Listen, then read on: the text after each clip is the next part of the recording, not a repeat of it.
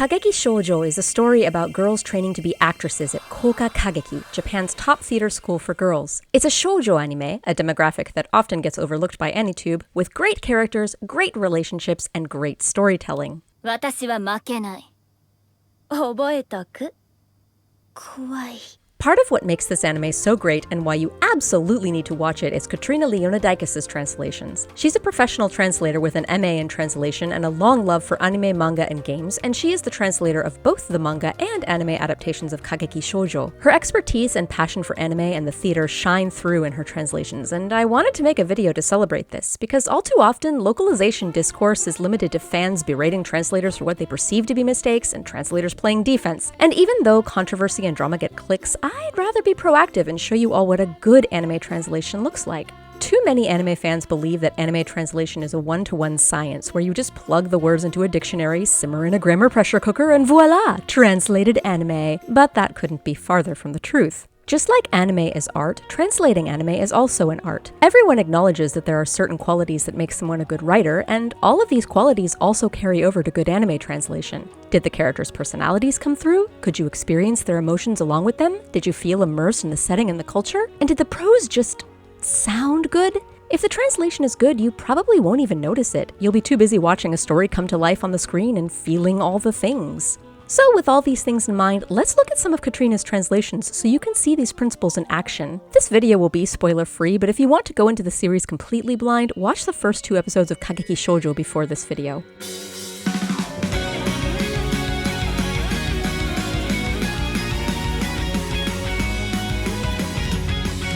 Koka Kageki is an all-girl musical theater troupe where only Japan's most talented singers, dancers, and actors are accepted. Kageki Shoujo is about the girls that go there, their personal struggles with theater and life, and their relationships with each other. I spent my childhood in a leotard and tights and got my degree in theater and dance, so I can totes relate to the characters. I'm also an avid fan of Glass Mask, and yes, there are a couple nods to Miyuchi Suzue in this series. 何それ、マジで不気味なんですけど。 But it was ultimately the colorful characters that kept me coming back for more. Since I understand Japanese, I don't need to read the subtitles, but Katrina's translations are so good that I leave them on. Okay, enough gushing. Let's finally show you all what I'm talking about. Just a quick note, all the translation analysis in this video is mine, not Katrina's. My breakdowns are meant to show you that her choices worked and why they worked, not necessarily why she made those choices. 超普通の子がいる。普通に特化してる。 Well, doesn't this translation look normal? No, it's a normally crafty translation. As we move through this video, and as you watch this anime in general, I want you to pay attention to Katrina's use of italics, how they convey so much meaning, tell you which words are most important, and really help you hear the characters' voices. ていうか、あの子がいないな。はあ、あいつな。あの効果企画外の。 Okay, let's break this down. Speaking of normal was originally the vague Japanese phrase, ていうか, which is something like, speaking of which. Replacing the vague word which with normal contrasts with the second part of the sentence, I don't see our favorite weirdo. Now, I hate to burst your bubble, but that's not what the teacher literally said in the original Japanese. He simply said, that girl is not here. Changing the very vague that girl to our favorite weirdo, however, was a real galaxy brain choice. The word favorite showed that the teacher is joking, the word our shows that Taichi, the other teacher with him, knows who he's talking about, and weirdo contrasts comedically with the speaking of normal setup and gives us a better picture of the sort of girl he's talking about. Taichi's response, oh, her, the one you wouldn't think was an applicant, also strays from the literal Japanese, yeah, her, that non-standard Koka girl. Now, if you're a literal purist, you might insist that there's nothing wrong with the literal translations and that Katrina ruined it by rewording the sentences, adding specificity and emotionality, but you're missing out. Here, listen to what the literal translation sounds like. Speaking of which, that girl isn't here. Yeah, her? That non-standard Coca girl? Now here's what Katrina's translation sounds like. Speaking of normal, I don't see our favorite weirdo. Oh, her. The one you wouldn't think was an applicant. Now, I recognize that taste is subjective and that chances are at least one person watching this genuinely did prefer the literal textbookish wording in the first dubbed example. It's okay, your feelings are valid. But trust me, as someone who understands the Japanese dialogue in Japanese, I can assure you that Katrina's translation did those characters and that moment much more justice than Google Sensei. This favorite weirdo the two teachers were talking about is Sarasa Watanabe, one of the show's two heroines. More on her in a minute, but first let's look at her family talking about her making it into Koka. 効果ってやあれだろ歌って踊って芝居してってやつだろさすがサラサちゃんカエルの子はカエルだね Apple doesn't fall far from the tree after all, is a cultural localization of the Japanese expression kaeru no ko wa kaeru da ne, which literally means a frog's child is definitely a frog. In localization, it's important to know when to translate cultural things and when to keep them intact. If Katrina had kept that phrase literal, it probably would have come across as some sort of zoomer or absurdist humor. She did keep some Japanese cultural things intact, however. You may notice that she kept otoko-yaku and musume-yaku in Japanese. These have very easy, straightforward English translations, male roles and female roles. So why did she leave them in Japanese? Let's just have her explain. The official Takarazuka troupe, the one that this anime is based on, uses both of those in their English publications. Because these are extremely important terms, I made sure to add explicitation to all of their uses in the first few episodes. For example, play male roles as an otokoyaku, a musume-yaku who only plays female roles, etc. She also kept kabuki terms and whatnot in Japanese because modern publications mostly leave kabuki terminology as is, which makes sense as it's such a highly specialized and extremely Japanese art. In the end, it always comes down to providing the most equivalent experience possible for the target audience. Sometimes that means keeping things in Japanese, like kabuki. Sometimes that means adding extra explanation, playing male roles as an otokoyaku. And sometimes that means omitting it altogether.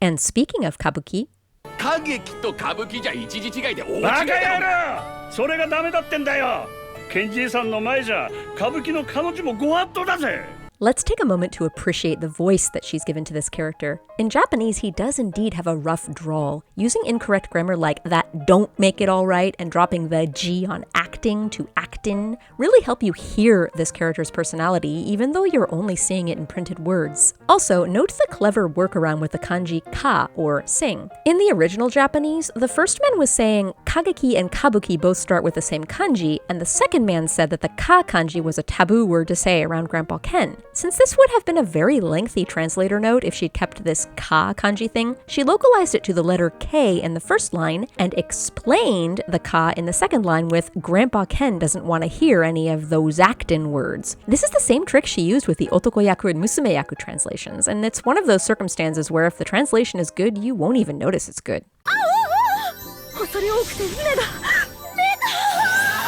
Many different themes run throughout Kageki Shoujo, but perhaps my favorite is the odd couple dynamic between the show's two heroines, Ai Narata and Sarasa Watanabe.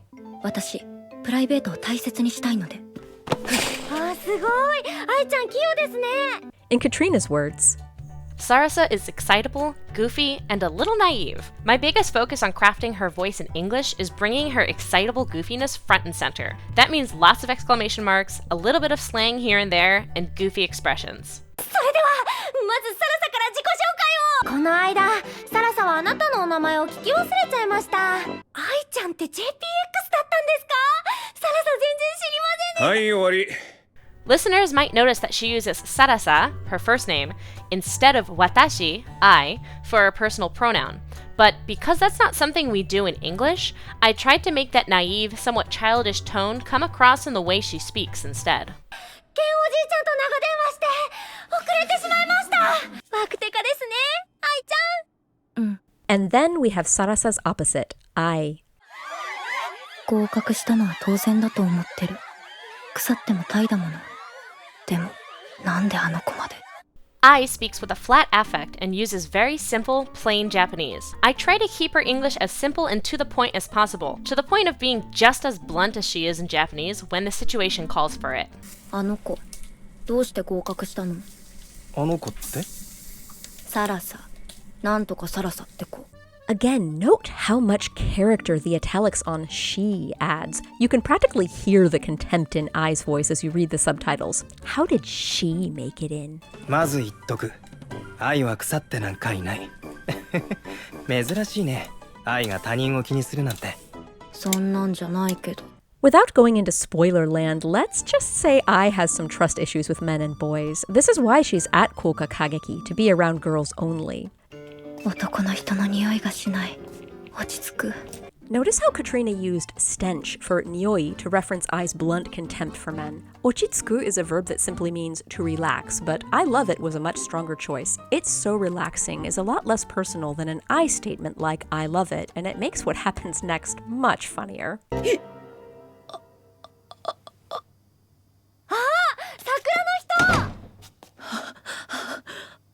Gotta say here that I sympathize hard with Ai. I've always hated sharing my living space, and people like Sarasa, while they make fun anime characters, are very difficult for me to deal with IRL. 起きて。起きて。起きないので仕方ありませんね。 There are other characters besides Sarasa and Ai, of course. では、よかせ委員長の私から始めます。出た、仕切り屋。 There's the passive-aggressive devil in disguise, Hijiri Nojima. ほうきはこうやって使うの。 Between her fake sweet tone of voice and her explaining particle no at the end of the sentence, adding the come on silly before the this is how you use a broom was a great choice. Don't you just hate her already? I know I do. 最後はじゃんけんで私がゲット。 JPX で例えたらセンターもぎ取った気分だったわ。そうですか。 So I laugh out loud every time I see this exchange. The simple, okay, was a hilarious way of translating so desu ka, which some people usually translate as, is that so, or really? From Ai's flat tone, we can tell that she was not at all questioning. She was being kind of sarcastic here. She was not doing the friendly small talk sort of thing like, oh really, you don't say. Nah, she wasn't playing along with Hijiri's nice girl shtick. The simple, slightly condescending, okay, with a shrug of the shoulders in the voice fits this moment perfectly and justifies Hijiri's flustered reaction afterwards. And yes, I did just spend a whole paragraph breaking down a translation that was one word long. That's just how much I loved this beautiful moment. そうですか。 Meanwhile, Sarasa's student advisor is Risa Nakayama. The dynamic between these two is also a lot of fun. 私があなたの指導担当、中山理沙よ。サラサのお姉様はスタイル抜群のラテン系美女ですね。そう言われるの嫌いなの。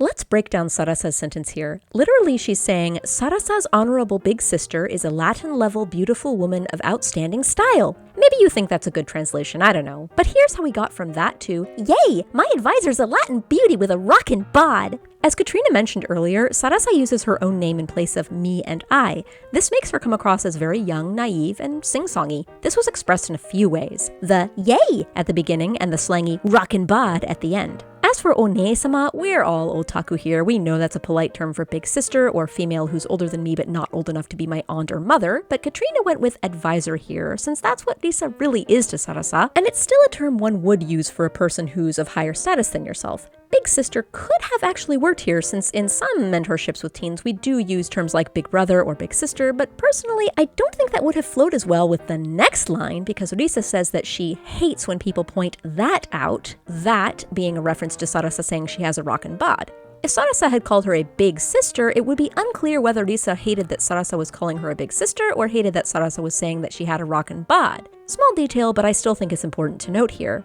And now, let's go on to the very long compliment, Stairu batsugun no raten kyu bijo. You may be tempted to translate stairu as style and call it a day, but you would be wrong. Very wrong. Style is what we call wasei-eigo. Wasei-eigo are English words that the Japanese have borrowed into their language, but in doing so, they've changed the meaning a little. Style in Japanese does not mean good fashion sense or class or elegance or grace as it does in English. If you say someone has good style in Japanese or outstanding style in this line of dialogue, what you're really saying is she has an outstanding figure, which in the Japanese culture generally means you're thin with some nicely proportioned boobage. So rockin' bod is a great translation of stairu batsugun given Sasara's goofy optimistic tone. As for Raten Kyu Bijo, if you've taken martial arts, you may know that Kyu notes a level, so it's like Latin level, or of Latin proportions, or Latin tier. Bijo literally means beautiful female if you look at the kanji, but beauty is my default translation of choice, and it's also the word Katrina chose here. Finally, the desu ne at the end of Sarasa's sentence shows excitement, and it has a sort of don't you agree vibe to it. This is also partly where the yay at the beginning of the sentence comes from. I'm really fond of this yay to start the sentence. If you pay attention, you'll see more of these interjections in Katrina's translations. Interjections at the beginning of a sentence like ooh or oh or yay or humph or bah. or dude are great ways of expressing the often elusive particles that end Japanese sentences like ne or yo or wa or daze. 終わりませんね。 Ouch, I know, forgive me. We've only got a few more lines to cover, including 終わりませんね。終わらなきゃ最初の授業に遅刻することになるよ。それは大問題です。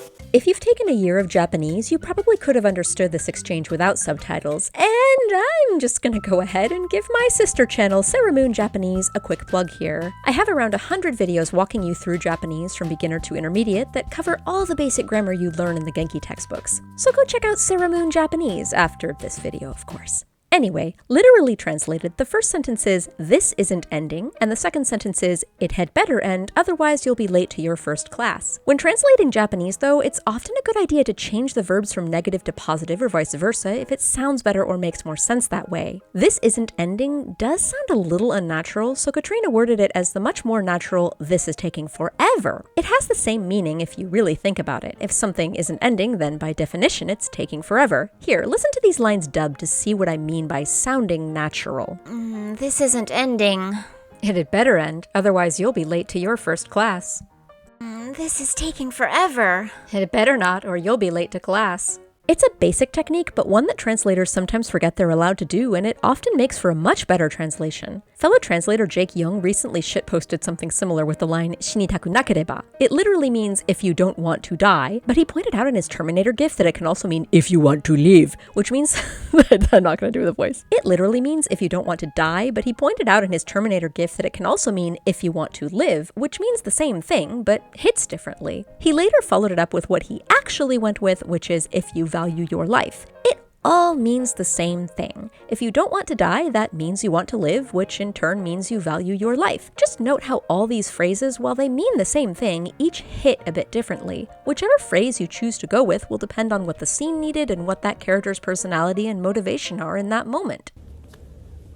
Come with me if you want to live. Come with me if you don't want to die. Now, this next exchange I'm going to show is just a really good example of characterization coming through in language. I'm going to show you the segment in Japanese with Katrina's subtitles first, then I'm going to show you two dubbed versions. One with a more literal translation, and one with Katrina's subs as is. こうやって未来の役者さんに褒めてもらえるとがぜんやる気が出るね。はい、サラサはトップになりますので、その時にも素敵なセットをお願いします。また言ってる。 Whenever painters get praised by a future actress like this, we get inspired. Yes, Sarasa is going to the top, so when that time comes, please make a beautiful set. She's saying it again. Getting praise from future actresses gets us all motivated to work harder. Great! I'm going to be a top star one day, so when I get there, I hope you'll make an awesome set for me. There she goes again. 言うね。そのくらいの方が後戻りができなくていいや。その日を楽しみに待ってるよ。はい、約束ですよ。You said it. Saying it like that is good because you can't take it back. I'll be waiting excitedly for that day. Yes, it's a promise.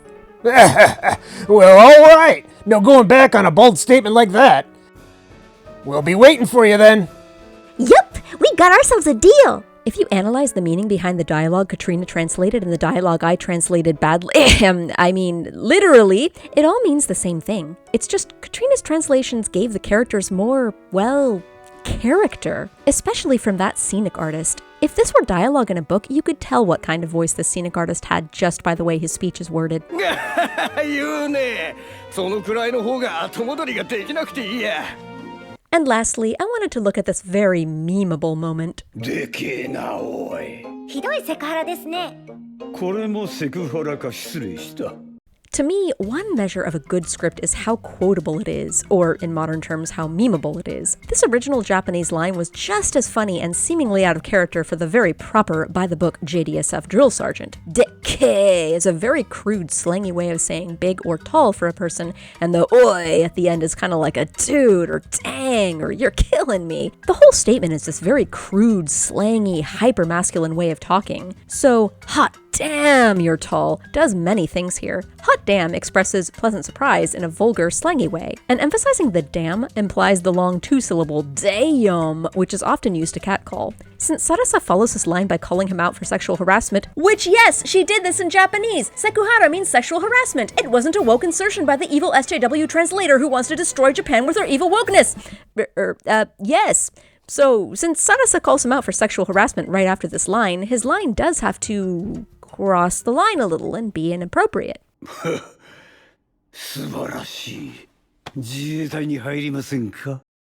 I had so many more lines that I wanted to gush over just from episodes 1 and 2 alone, but this script is already 10 pages long and I was originally hoping to get it done before September, but oops.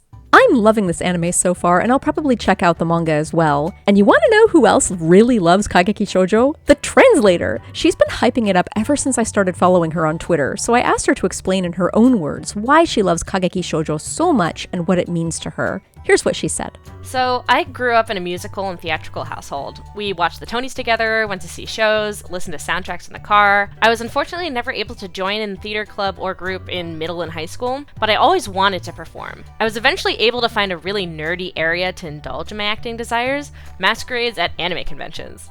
I performed in quite a few over the course of 5 years before transitioning to managing and directing shows at LA area conventions. When 7 Seas offered Kageki Shoujo to me, I jumped at the chance. Musical theater? A serious shoujo drama? Sarasa? It was awesome. The first omnibus was a behemoth to translate, but it was such a treat. Every consecutive volume has been so much fun, while also its own unique challenge every time. That to me is the holy grail of translating. Something that's challenging, but also so good. Plus, I get to self-insert a little bit. What if I'd chosen to go into theater? What if I'd gotten to learn all these wonderful disciplines? It's like living a dream, even if it's Sarasa's. Anyway, you all need to go watch Kageki Shoujo. You can watch it for free with ads on Funimation's streaming site. And if you're on Twitter, give Katrina a follow. She's not only been very helpful in answering my questions for this video, but she occasionally posts educational threads about translation theory and her translation process that are interesting for anime translators and fans alike. Big thanks to Katrina Leonoudakis for her great translations and for answering my questions for this video, and thanks to all my lovely patrons. I recently took a leap of faith and stopped accepting my lowest paying Ultimate Game translating projects so I'd have more time for other things like this channel. So I really appreciate you all for sticking around and helping me pay my rent while I navigate the precarious life that is freelance translation and video production. Okay, bye! ありがとうございました